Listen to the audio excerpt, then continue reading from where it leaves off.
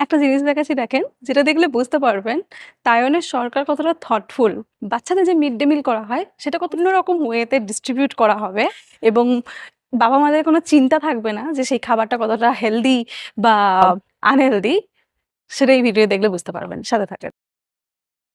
Actually government এখান থেকে বলেছে বাচ্চাদের জন্য ওরা এখন দুধের ব্যবস্থা করছে, প্রত্যেক সপ্তাহে দুধ দিতে পারবে।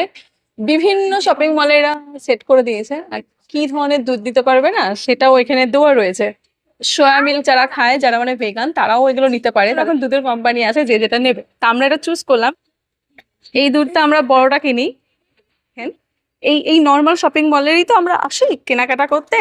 এইখান থেকেই এই যে দুধটা আহার নিল, এইটা কিন্তু আমরা কালেক্ট করলাম, কিন্তু পেমেন্টের সময় ওরা কিন্তু আর কোনো টাকা নেবে না। জাস্ট যেটা দেখাতে হবে হচ্ছে ওর এই কার্ডটা, ওর যে স্টুডেন্ট কার্ড, সেটা দেখাবো আর ওরা ফ্রিতে দিয়ে দেবে। তা প্রতি সপ্তাহে কিন্তু ওর জন্য রাখা থাকবে।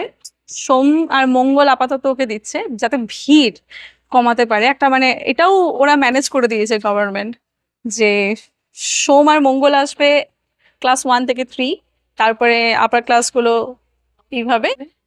দাঁড়া, হ্যাঁ আগে দে।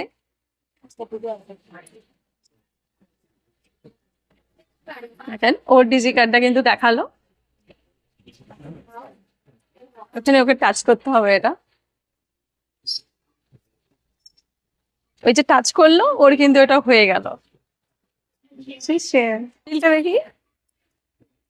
এই দেখেন, ও পুরো শূন্য $3 কেটেছে ওই দুধটার জন্য, শুধু ওর স্টুডেন্ট কার্ড সেইটা স্ক্যান করার জন্য।